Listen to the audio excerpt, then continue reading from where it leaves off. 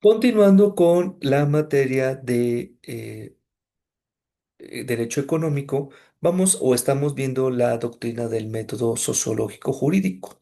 ¿De acuerdo?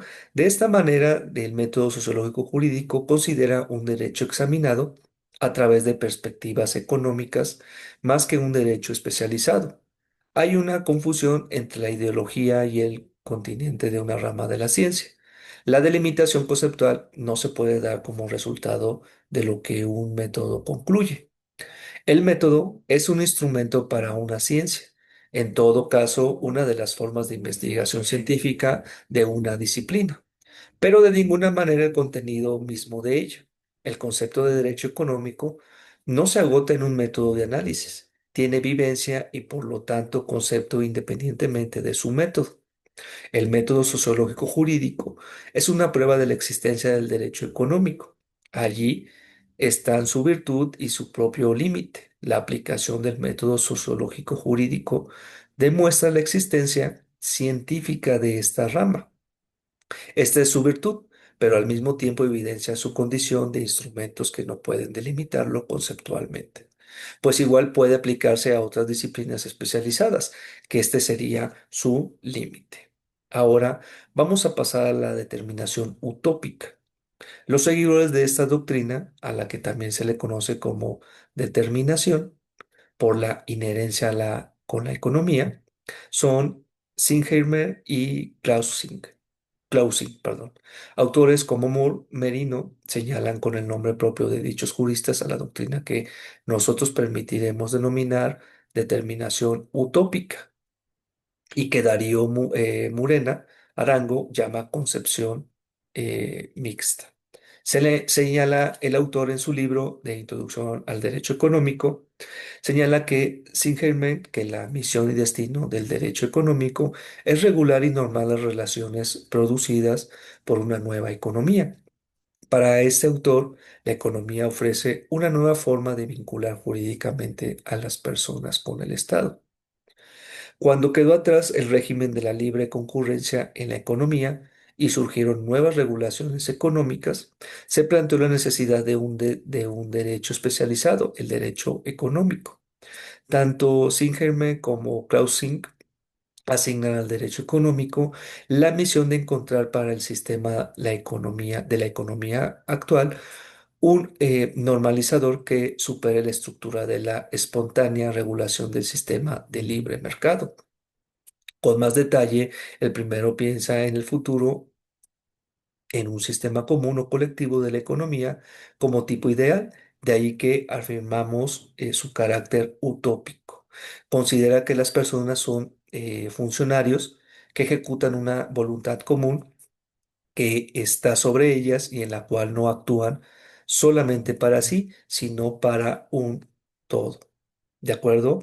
Ahora vamos a pasar a las doctrinas técnicas. Primero está la diferenciación por el objeto, como lo habíamos mencionado. El autor menciona que Juan B. Siburu, perdón, profesor argentino, a quien podemos considerar, o el autor considera como uno de los primeros jus economistas de Latinoamérica, esbozó hacia 1933 el concepto del derecho económico. Por tanto, se le considera como el representante de esta doctrina. Esta teoría, como las que posteriormente se van a ir detallando, sin que exista orden de subordinación o prelación, no es primero una, posterior la otra, presentan al derecho económico como una auténtica rama especializada. Siburu indica que existen hechos sociales normados por el derecho que tiene un contenido económico. Esta característica requiere una legislación especializada que responde a la realidad objetiva de las cosas y no una legislación que solo atiende a su aspecto jurídico. ¿De acuerdo? Olvidando el aspecto económico como acontece con la legislación común. Dentro de esta corriente, también debe mencionarse a Miguel Herrera, quien conceptúa el derecho económico como el conjunto de conductas jurídicas que establecen relaciones entre lo comercial y lo fiscal estadual. Concebido así, el derecho económico tiene tantas divisiones como las que hay en el clásico proceso económico. ¿Qué quiere decir? Un derecho económico de la producción, otro de distribución, circulación y otro de consumo. Igual concepción mantiene Guillermo Cabanellas en su diccionario cuando afirma que el derecho económico regula las relaciones jurídicas originadas por la producción, circulación, distribución y consumo de la riqueza. Cada una de estas etapas del proceso económico, que a su vez vendrían a ser divisiones de este derecho, se sirve de otras ramas como el derecho del trabajo industrial, el de la producción, derecho tributario, el de la distribución, el derecho mercantil, el de la circulación y las ramas más variadas en el consumo, lo que significa la presencia de una gama de otras disciplinas en la elaboración del derecho económico, no ya como ramas conexas, sino sustanciales. Además, la clásica división del proceso económico adoptada de JBCI es actualmente incompleta, pues el pensamiento moderno incluye a la inversión como una etapa más.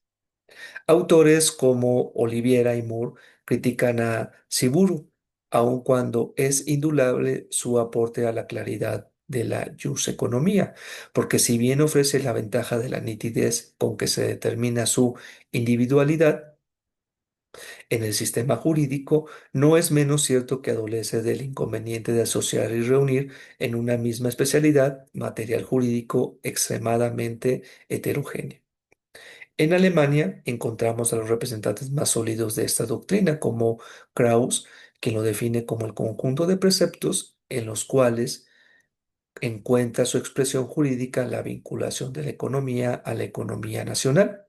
Junto a él, Jacek y Kotgen y Merkel lo conciben como el derecho de la dirección de la economía.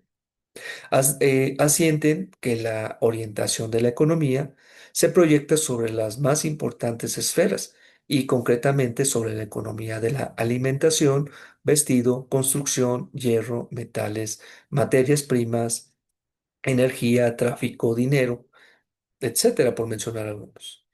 Dentro de estas esferas, la dirección económica, de acuerdo con los puntos de vista de la economía total, debe encauzar la entera aportación económica de los grupos profesionales que actúan separadamente.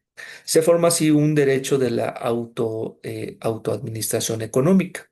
El pensamiento de Merkel se puede resumir sobre lo que ha de ser objeto del nuevo derecho, primordialmente la dirección de la economía proyectada sobre las más importantes esferas de la actividad creadora y distribuidora de las riquezas.